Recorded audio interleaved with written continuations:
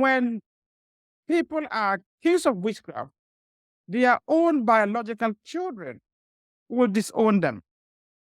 They will say that you are no longer my mom. You are now some kind of demon. Welcome to Witch Hunt, the podcast exposing the violent reality of modern witchcraft accusations. I'm Josh Hutchinson. And I'm Sarah Jack. Witchcraft accusations are still a major problem in many parts of the world today, with devastating consequences for victims. The impacts on victims can include physical violence, social ostracization, economic deprivation, mental health issues, and even death. In recognition of this global crisis, August 10th has been designated World Day Against Witch Hunts, a day dedicated to advocating against witchcraft accusation-related violence.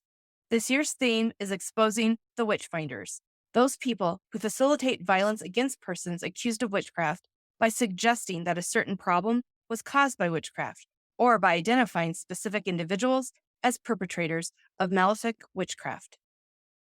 When people want to know if witchcraft has been used against them, their property, or their loved ones, they often turn to perceived experts for assistance. These can be religious or civil authorities, or they can be spiritual entrepreneurs who earn a living through such practices as identifying supposed witches. Our focus today is not on any specific faith or belief system, but rather on people who exploit faith and belief for personal gain. These individuals put other lives at risk by stoking the flames of anger when tragedy strikes. In this episode, we will discuss not only the Witchfinders, but the nature of the witch hunt crisis itself. We will begin by explaining what World Day Against Witch Hunts is. Then we'll talk about the crisis of violence and other harmful practices related to accusations of witchcraft and ritual attacks. Next, we will look at the Witchfinders themselves. Who are they? How do they operate? What are their motivations? And what impact do they have on their victims? World Day Against Witch Hunts was founded in 2020 by Missio, the Pontifical Mission Societies, to address the problem of harmful practices related to accusations of witchcraft and ritual attacks. According to Missio, it is no coincidence that Missio has chosen August 10th to announce the Day of Remembrance. On August 10th, 2012, Christina, a young mother in a village in Papua New Guinea, managed to escape the torture of witch hunters. Since 2020, World Day Against Witch Hunts has been dedicated to all victims of witch hunts. This day is meant to raise awareness for the ongoing crisis, which affects thousands of people every year. Dirk Bingener, president of Missio's Aachen, Germany branch, says silence has been maintained for too long. Sister Lorena Janelle, who works against sorcery accusation-related violence in Papua New Guinea, says World Day Against Witch Hunts is a cry for help against human rights violations. As we have stated, this year's focus is on those who facilitate, aid, and abet attacks on persons suspected of witchcraft. Before we get into detail on these Witchfinders, let's first establish what these harmful practices are. Here on Witch Hunt, 25 episodes of the podcast have focused on the modern crisis of harmful practices related to accusations of witchcraft and ritual attacks. From those conversations, we can say that these harmful practices are cases when someone harms another person whom they suspect has bewitched them, their kin, or their property. And ritual attacks include the harmful practice of removing body parts from persons with albinism for the sake of creating medicine. To understand why people believe others are guilty of witchcraft, we should understand what is meant by witchcraft in these cases and what exactly is meant by witch. Francis Young offered the following definition of witchcraft. Witchcraft is whatever people who consider themselves to be witches do, or it is whatever people who are accused by others of being witches are said to do. The definition I went for was instances where a human being is said to have caused some kind of supernatural evil to someone or channeled some kind of supernatural evil. And Marian Gibson told us, the witch is a very movable thing, but often defined as an enemy. So one of the places that the witch fits into society, even over such a long historical period, is that they are a very useful enemy. And what is magic? Marian Gibson provided this definition. I think magic is a force which cannot be explained by other factors such as science, rationality, observable physical or material changes of that kind. But it's more than that, really. It's what people choose to define as magic. It is important to note that witch is an English word that does not precisely fit every concept of a sinister magic user or occult practitioner. Around the world, there are hundreds of words that roughly translate to witch or sorcerer, but have more nuanced meanings. And the definition of witch varies from place to place and culture to culture and evolves over time. In the West, the word witch today largely means a person who self-identifies as a witch, Wiccan, pagan, or related faith practitioner. And the term witch hunt largely refers to any reputedly unjust inquiry or investigation of any kind. But throughout much of the world, witch still means an evildoer using magic, occult forces, or spirits for personal gain or to cause harm to others. This is the majority belief in many nations and a belief held by a still notable portion of the populations of most other nations, including in the United States and the UK. What are witches specifically in the African context? Nigerian advocate Leo Igwe had the following to say.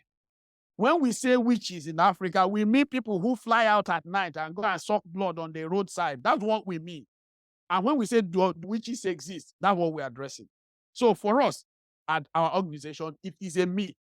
Nobody flies out at night while others are sleeping to go and suck blood on the roadside. Nobody flies out at night to go and poison people and kill them spiritually and all that. Akaksha Madan told us about witchcraft beliefs in India. These witches, they have all the power to influence the mind and body of any person. She also described the sinister aspect of the witch. The practices which a witch is following is always negative, always supernatural. Supernatural in the sense that mostly they will use this power to spread disease in a society. They are the reasons for any kind of quarrels in the families. If there's any kind of natural calamities, people will blame these witches only. Witches are often believed to have the ability to cause harm through magical means. As economist Boris Gershman told us, a survey on religious and spiritual beliefs across the globe asked the following question. Do you believe in the evil eye, or that certain people have an ability to cast curses or spells that cause bad things to happen to someone? While not exclusively, witches are often perceived to be women, particularly older women or widows. South African activist Damon Leff notes.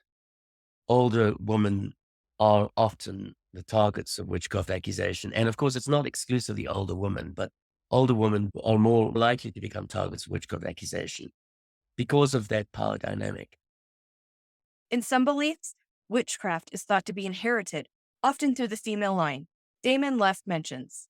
In African traditional culture, there is a belief that witchcraft runs through the breast, which means that if the mother is a witch, her children will be a witch because of breastfeeding. Many beliefs involve witches being active at night, flying, or meeting in secret gatherings. Wonderful Kuchi has said, the one which is popular in a mythical way is the one people believe that some people during the night, they ride blooms and they go to different places like maybe South Africa, or even some people say they do even reach as far as America. Just within seconds, they start off from here and then they go to these far places. And people say the witches do meets at the graveyard where they eat the human bodies. Some beliefs include the idea that witches can transform into animals or other creatures. In some contexts, witches are believed to have connections with evil spirits, demons, or devils. Regardless of the exact belief about witches, witchcraft accusations that spur violence are the true witch hunts of the modern world. Real people die every day due to accusations of witchcraft and the fear and anger that ensues. While many victims are killed, others face bullying, ostracism, physical violence, sexual violence, or banishment, very often accompanied by long-term psychological trauma. The idea of witchcraft accusations as being a thing of the past is inaccurate. In some regions, it is more prevalent now than ever before. Indeed, witchcraft accusations and violence are not just historical issues, but ongoing problems in many parts of the world today. As historian Wolfgang Behringer has noted, there are now more people dying in witch hunts than ever before. The impacts go beyond just the accused. Entire families and communities are affected. As Damon Leff states, It doesn't just affect the family that's accused. It affects everybody in that village. The chaos unleashed by an accusation affects the youngest members of that entire village. Witch hunts are occurring in over 60 nations today, affecting potentially tens or even hundreds of thousands of people every year, including multitudes of children, displaced from their homes by their own parents, and children used as weapons of war. Tanzania alone has lost tens of thousands of people to witch hunts since independence in 1961. And in Papua New Guinea, there's what is described as an epidemic of sorcery accusation-related violence. And these nations are far from alone. Witch hunting is common in many African nations, South Asia, the Pacific, and Latin America, with cases occurring in North America and Europe as well. Boris Gershman's research found that about 40% of people in his global sample believed in witchcraft as defined as the evil eye or an ability to cast curses or spells that cause bad things to happen to someone. In the United States, 16% of the population held such beliefs. In the UK, the rate was 13%.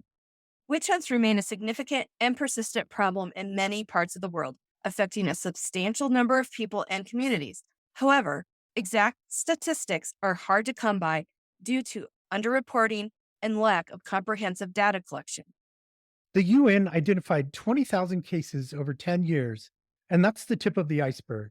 The real numbers could be much higher, as many cases of witch hunting go unreported due to fear, shame, or lack of proper reporting mechanisms, suggesting the problem may be even more widespread than official figures indicate. According to a United Nations report released in 2023, harmful practices related to accusations of witchcraft and ritual attacks occurred in at least 60 nations between 2009 and 2019. Even in jurisdictions with laws prohibiting witch hunting, harmful practices continue. Ria A. Singh told us that in one Indian state, Chhattisgarh, a law against witchcraft accusations was passed in 2005, after which around 1,500 police cases were reported in the state, and over 90% of the women were either widows or women separated from husbands or women with no children. On this podcast, we've spoken to advocates working in South Africa, Nigeria, India, Malawi, Ghana, Papua New Guinea, Namibia, the US, and the UK. Be sure to catch up on all those insightful episodes after this and stay tuned to Witch Hunt Podcast for upcoming episodes involving additional nations.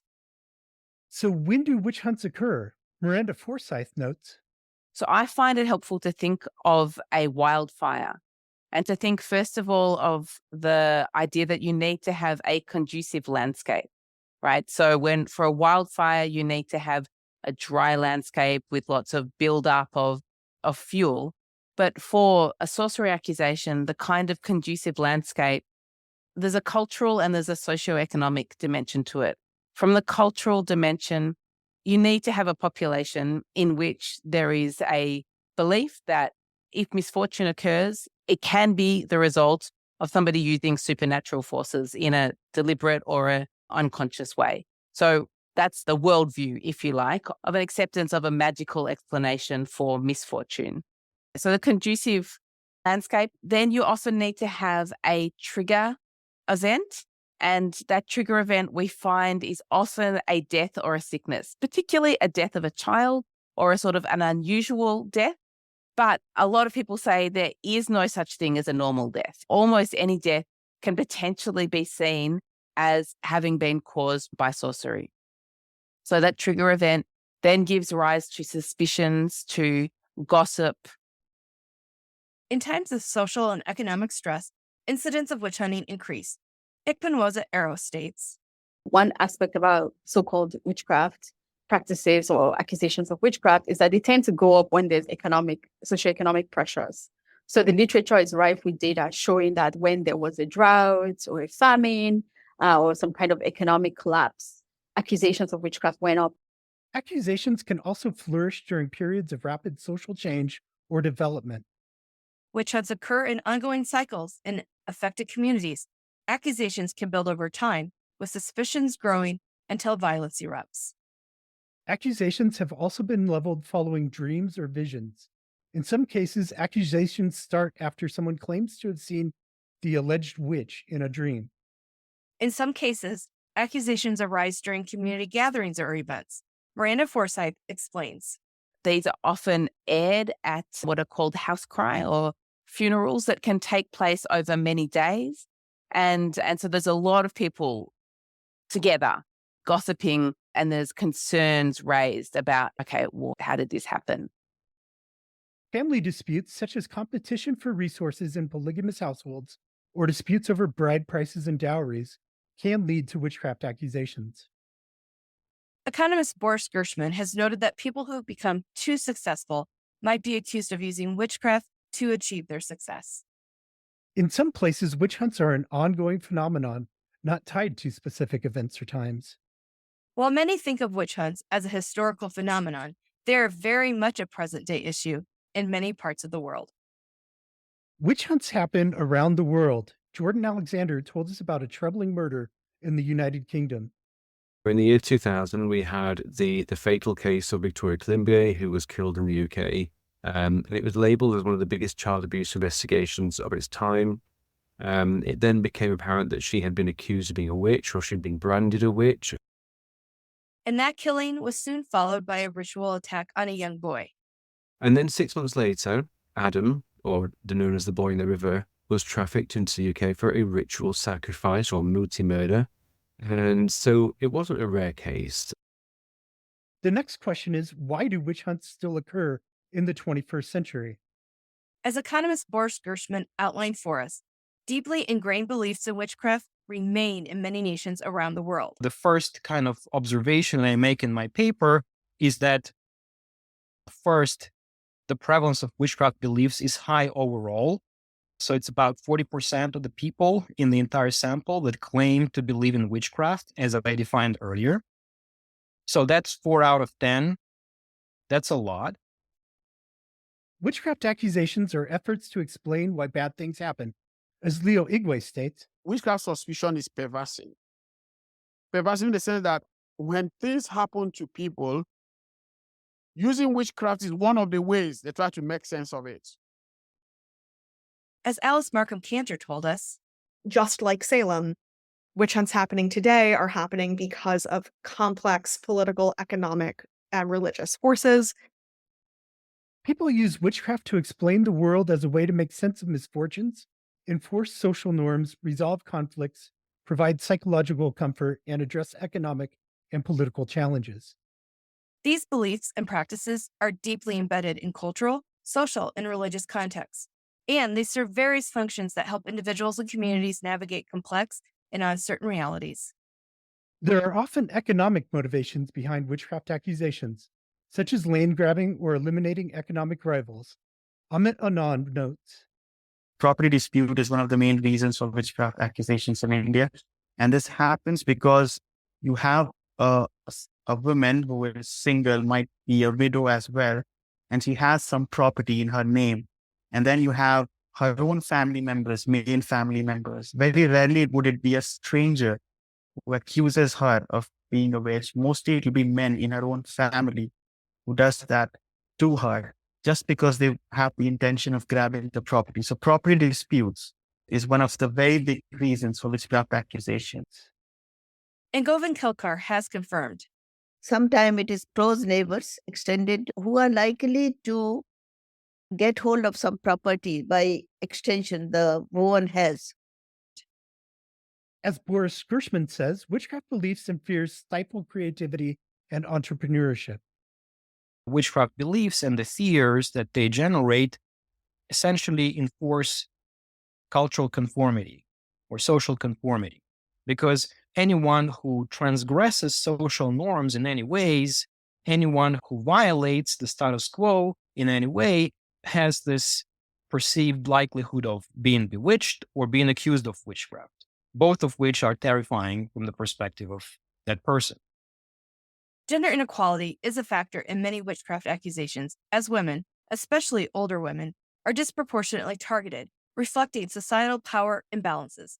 Samantha Spence has said, So these accusations primarily target women, and they are primarily targeting the vulnerable and the marginalized in society. So what that does is it perpetuates inequality. It reinforces discriminatory norms and attitudes towards women. In some traditional power structures, witchfinders and spiritual leaders often benefit from and perpetuate these beliefs. often confusion over cause of illness or death contributes to witchcraft accusations. So, who are the people involved in witchcraft accusations and associated harmful practices?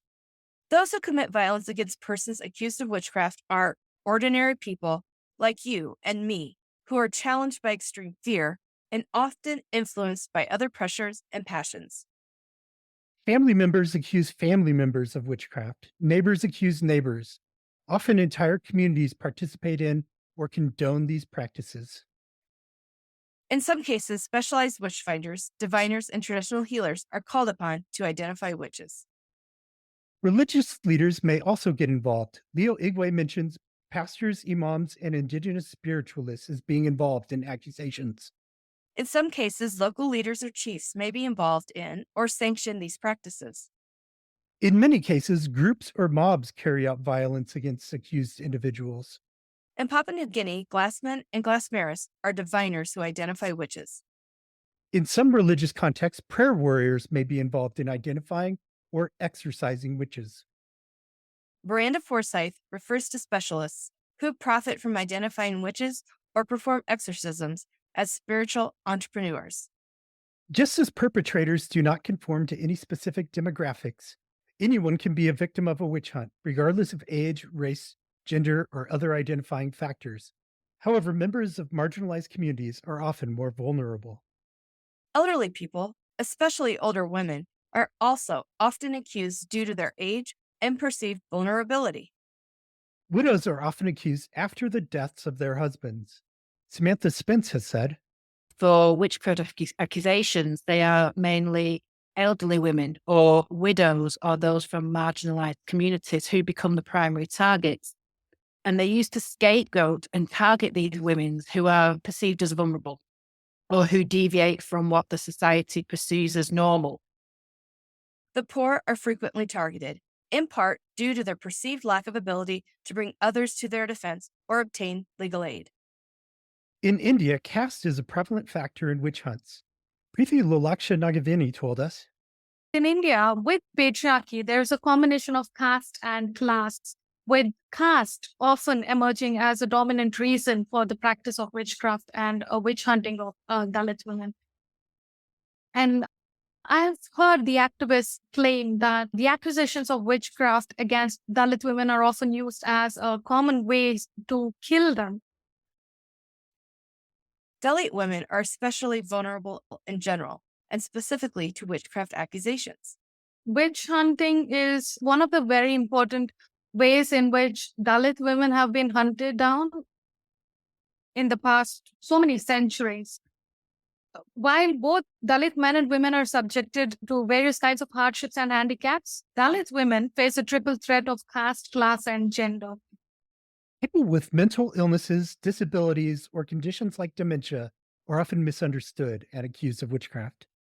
Migrants or newcomers to a community are often viewed with suspicion and can be blamed for any misfortune occurring after their arrival. Single women without family protection are vulnerable. Indigenous peoples are often targeted due to traditional practices or beliefs.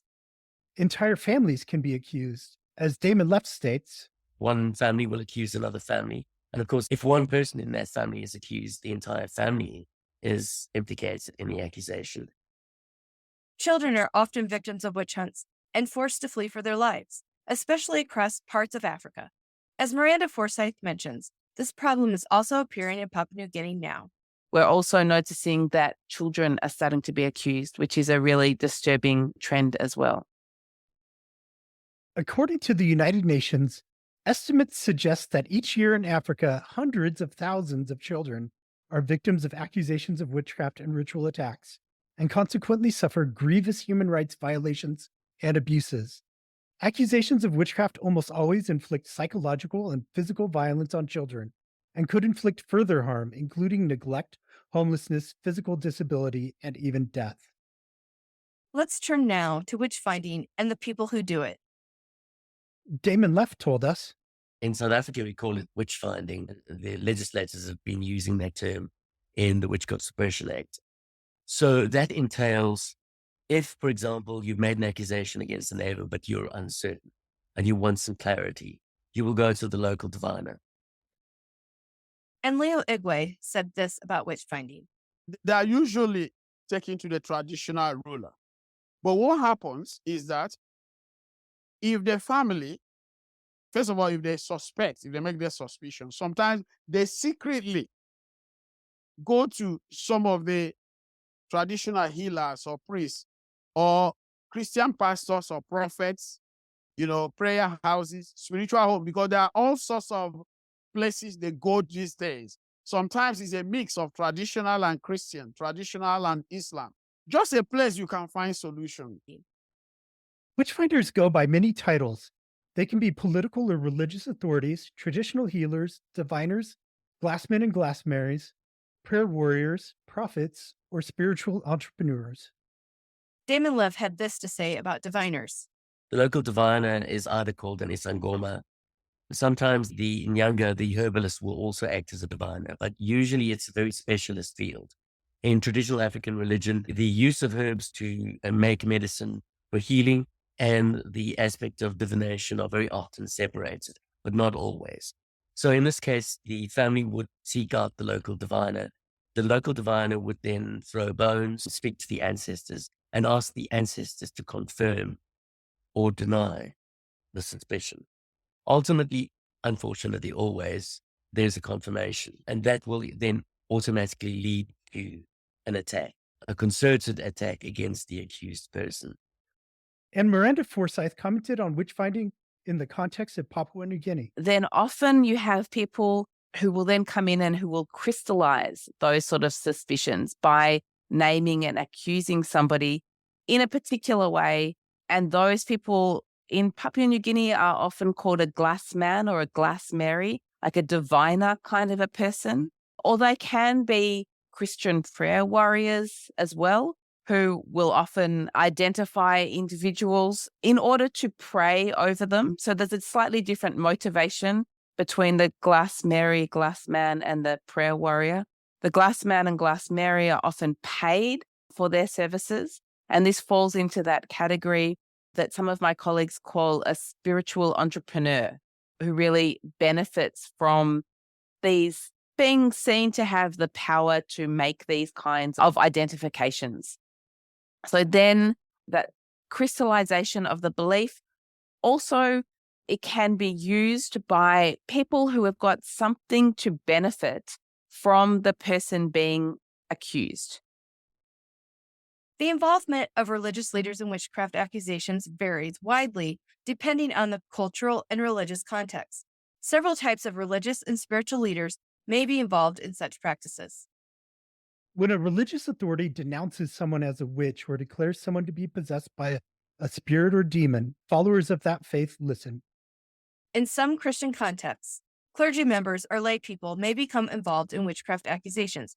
For instance, Christian prayer warriors or pastors may identify individuals as witches during prayer sessions or exorcisms. In many places, churches organize crusades against witchcraft. They run advertising campaigns to draw crowds to services where individuals are accused of witchcraft and spirit possession. These crusades are sometimes led by local religious leaders, but do sometimes involve Western missionary preachers or preachers associated with religious organizations in the West. Within the Roman Catholic Church, exorcists may occasionally encounter claims related to witchcraft. While the official stance on the Catholic Church discourages the belief that witchcraft itself warrants exorcism, some priests may still engage with these issues, especially in regions where popular belief in witchcraft is prevalent. Historical cases, such as that of Archbishop Emmanuel Malingo in Zambia, illustrate how Catholic leaders have in the past been involved in these practices. As stated on the Missio website, the Church has also burdened itself with guilt when it comes to the issue of witch hunts, and has a special responsibility due to its history. In some areas, Pentecostal and evangelical preachers are actively involved in identifying and combating what they perceive as witchcraft.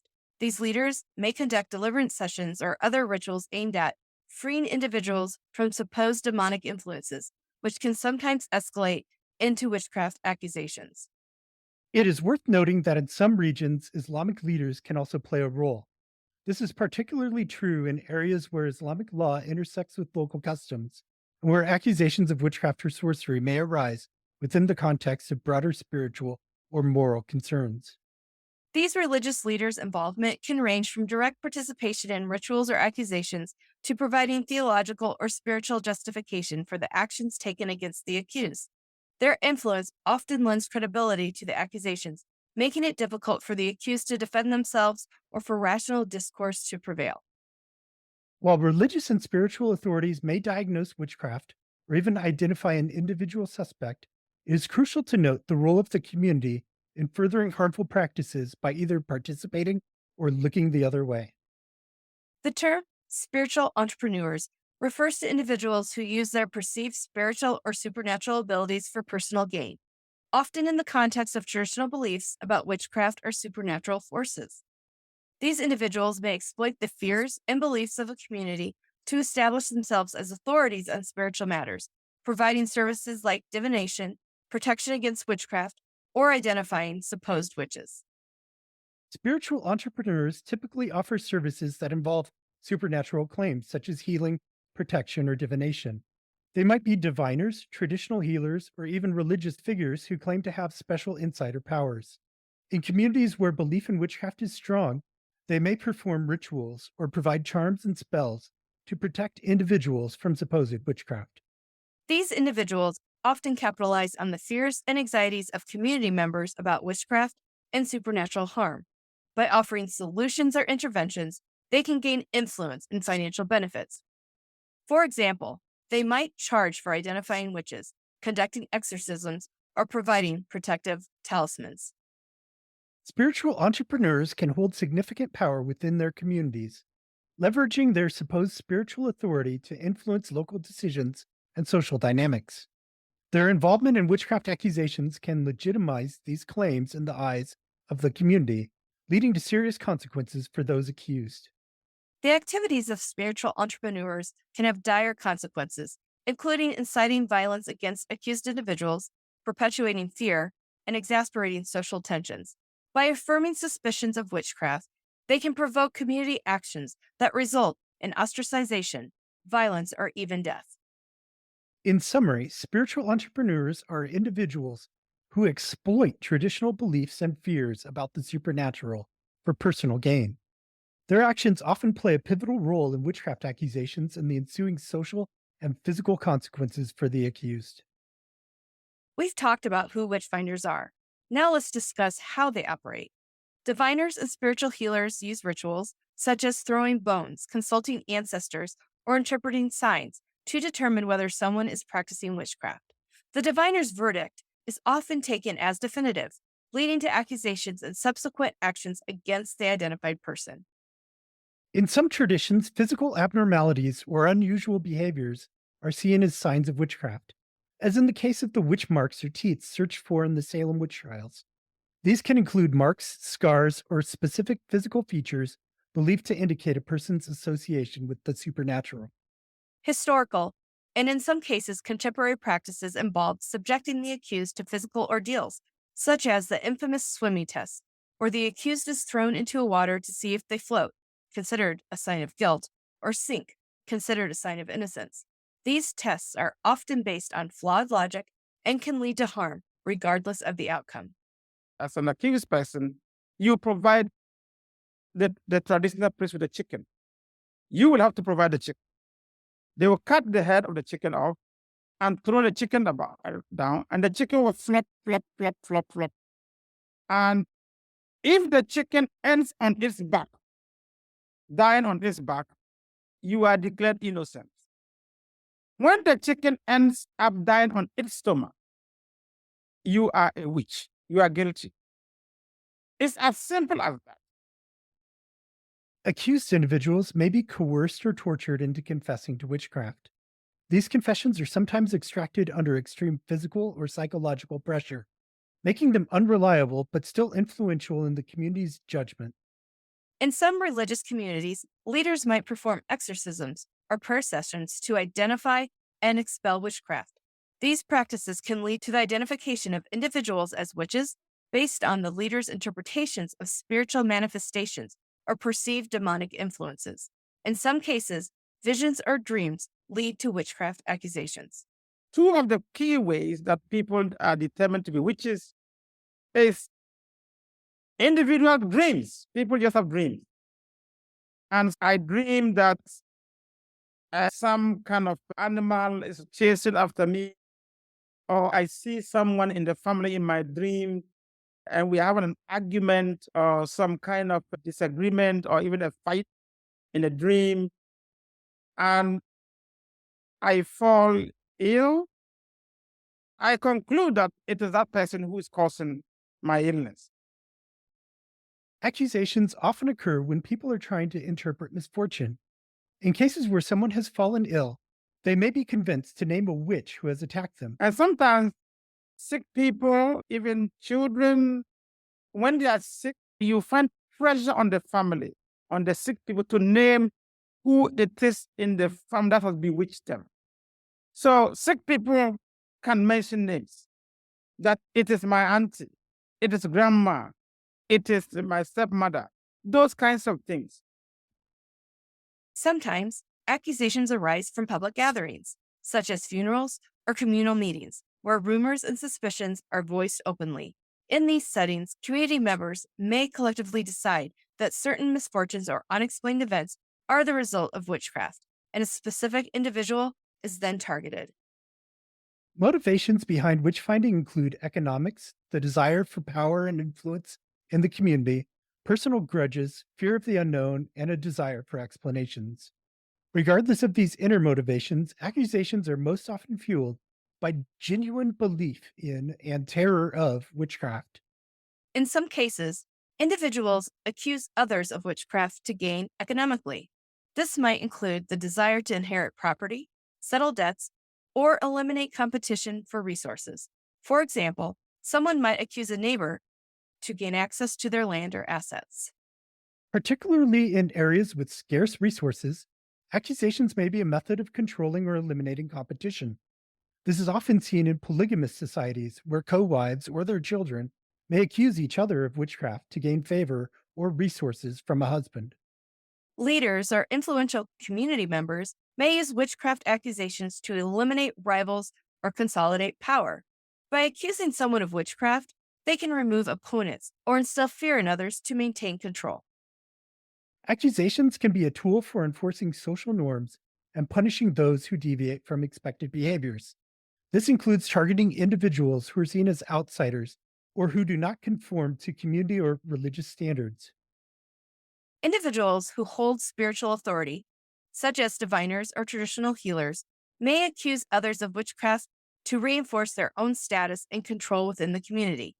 These accusations can also serve to demonstrate the spiritual entrepreneur's power and legitimacy. We have even seen this in historic witch trials, where individual religious leaders believed that the presence of witches was proof that the devil had it out for them personally because they were effective in their ministries. In families and communities, jealousy and competition can lead to accusations. For instance, when one family or individual's fortunes improve while another's do not, the less fortunate may accuse the more successful of using witchcraft to gain an advantage. Family members may accuse each other of witchcraft due to internal disputes, jealousy, or as a means of explaining family misfortunes like illnesses or deaths. Deeply ingrained beliefs in the existence and power of witches can lead communities to scapegoat individuals as the source of their problems.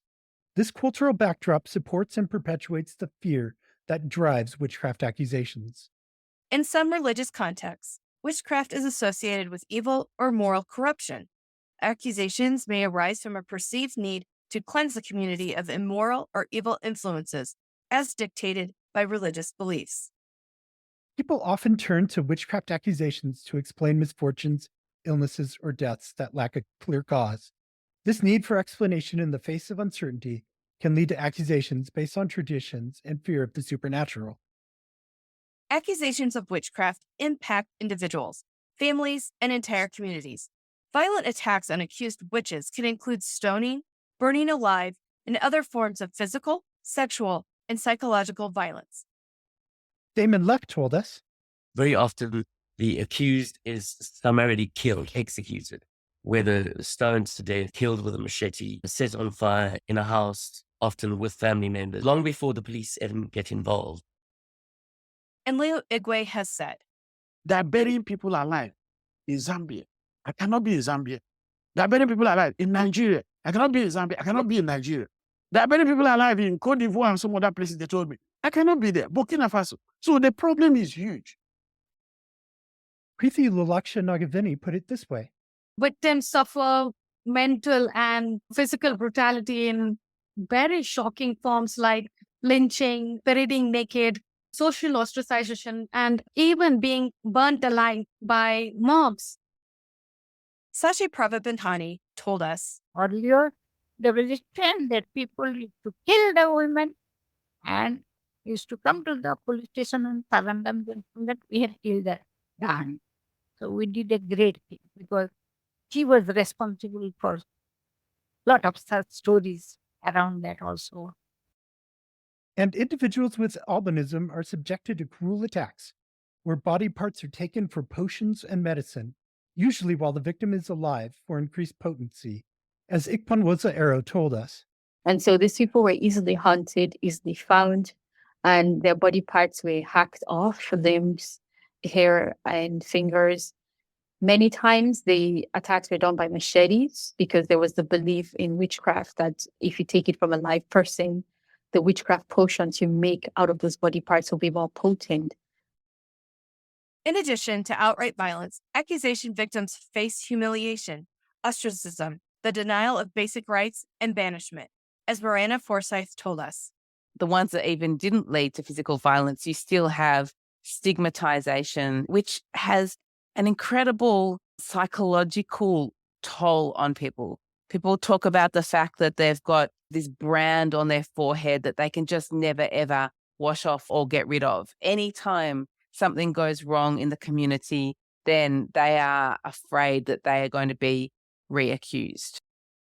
And Peter Minter Amadou added, and the deep-seated pain alone is so much to bear for some of the women.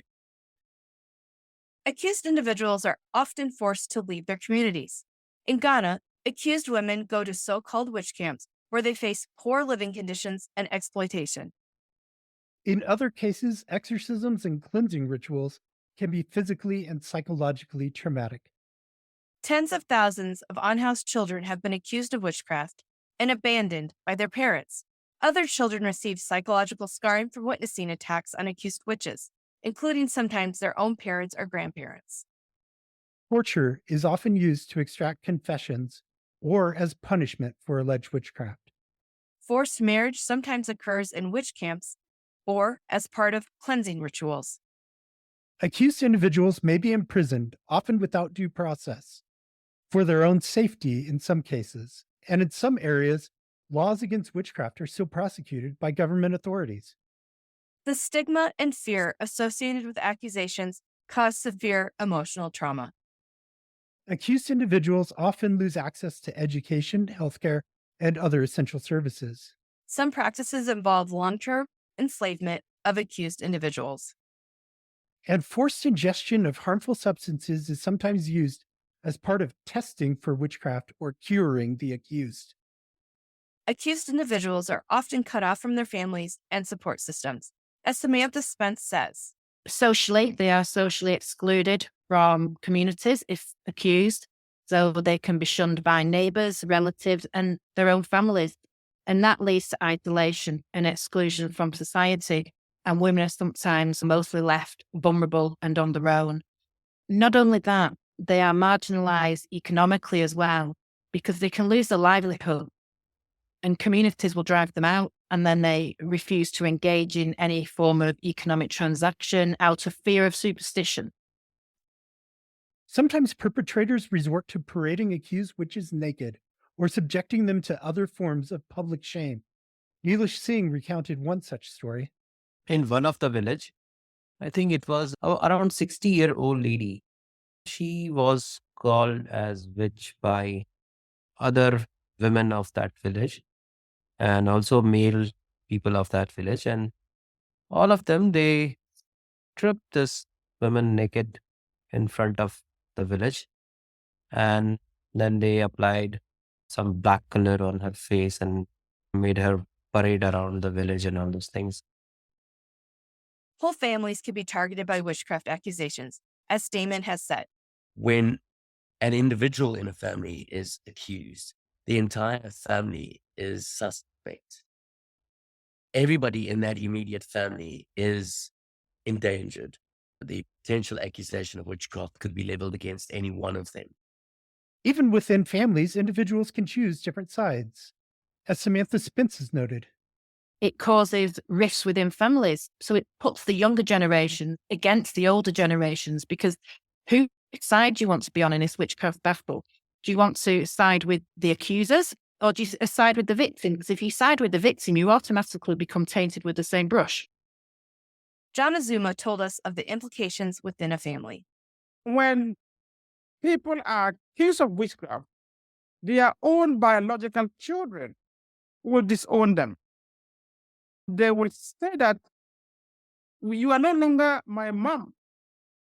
You are now some kind of demon. And so you don't deserve that kind of empathy or sympathy from me. And that is what makes witchcraft, that's why the lynching is so common. And as Damon Leff has told us, witchcraft accusations affect entire communities. It doesn't just affect the family that's accused. It affects everybody in that village. The chaos unleashed by an accusation affects the youngest members of that entire village. It's traumatic. It has to be traumatic for young children to see this kind of violence and aggression, not completely to understand what's happening. And it will forever form a scar on that particular group. I don't think that 10 years down the line, they could look back at what they did and feel okay with it. It's difficult for me to conceive that. Now we have some good news. Change is happening as we speak. Advocates around the world are facilitating the effective end of witch hunting. Many grassroots organizations and international coalitions are working to address harmful practices. These organizations are making the world aware of this crisis and promoting active interventions. But the process may be long. Professor Ronald Hutton recently stated that he believes it may take 200 years to complete the end of these practices. However, Leo Igwe believes people are ready for change in the near future. Of course, they will always tell me, but it takes time. I say, how long does it take? Sarah and Josh, look, how long did it take Africans to adopt SIM cards, all these cell phones, laptops? I mean, they announce it in the US, iPad or iPhone, within weeks or months. It's here in Nigeria. You have many Nigerians. We will manufacture cars, and within months, the cars are here. Now, stop killing your parents and relatives in the name of witchcraft. They say, but it takes time. I say, how long did it take you to adopt the cell phone? How long did it take you to adopt the cars? And how long did it take you to start having virtual conferences, virtual internet websites, and things like that? One place where advocates have succeeded at change has been the United Nations. On July 12, 2021, the United Nations Human Rights Council adopted Resolution 47A on the elimination of harmful practices related to accusations of witchcraft and ritual attacks. As the UN itself says, in its Resolution 47.8, the Human Rights Council expressed concern that harmful practices related to accusations of witchcraft and ritual attacks had resulted in various forms of violence, including killings, mutilation, burning, coercion and trafficking of persons, torture and other cruel, inhuman, or degrading treatment and stigmatization, particularly for persons in vulnerable situations, including women, children, persons with disabilities, older persons, and persons with albinism, and that these forms of violence were often committed with impunity. This resolution urged UN member states to condemn harmful practices, take all measures necessary to ensure the elimination of harmful practices amounting to human rights violations, prevent witch hunts, and prosecute perpetrators. The resolution also called for the Office of the High Commissioner for Human Rights to submit a report on these harmful practices in 2023. On February 1st, 2023, the office released the study on the situation of the violations and abuses of human rights rooted in harmful practices related to accusations of witchcraft and ritual attacks, as well as stigmatization. The link is in the show notes. The United Nations is not the only multilateral diplomatic organization involved. In 2021, the African Union's legislative body, the Pan-African Parliament, released guidelines to member states on implementing national action plans for eliminating harmful practices and other human rights violations. In Papua New Guinea, a sorcery accusation-related violence national action plan was created to implement a holistic process for changing attitudes and stopping harmful practices. Now let's talk about a few ways for you to get involved this World Day Against Witch Hunts.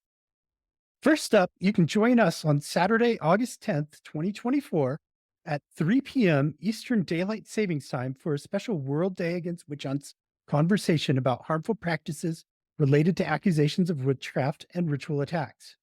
We will share a short presentation and then answer your questions. See our Facebook page for more information and invite your friends and family.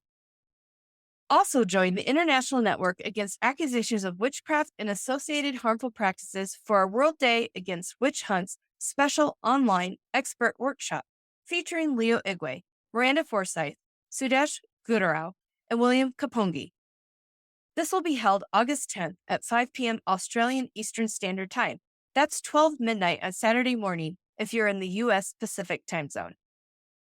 If you are in Nigeria, you may attend 2 events hosted by Advocacy for Alleged Witches. A seminar will be held at 9 a.m. local time in Owerri, Imo State, and a community outreach meeting will be held at 10 a.m. in Makurdi, Benue State. Contact the Advocacy for additional information. The link is in the show notes. This September, Lancaster University in England is hosting the International Conference on Witchcraft and Human Rights, Past, Present, and Future. Sarah and I have been invited to speak as representatives of End Witch Hunts, our nonprofit organization dedicated to raising awareness of harmful practices. We need your help to get there. Support us by helping fund our trip. Visit endwitchhunts.org/donate to contribute. And visit the internationalnetwork.org for more information on the conference. Whether or not you are able to attend any of these events, you can make an impact by sharing about World Day Against Witch Hunts with your friends and family. Share posts on social media and start conversations online and in person about modern witch hunts and harmful practices. And check out the organizations we've mentioned in the episode. Links are in the show notes. Mary Bingham is back with a Minute with Mary. Many people will be reflecting on World Day Against Witch Hunts differently. Some will share stories and articles on social media. Some will gather and share stories in person or virtually. Some will attend Josh and Sarah's Facebook Live event to learn more about this international crisis. Some may light a candle and spend a few moments in silence. I look forward to rising early to listen to a panel of advocates offering presentations for the International Network Against Witchcraft Accusation and Associated Harmful Practices.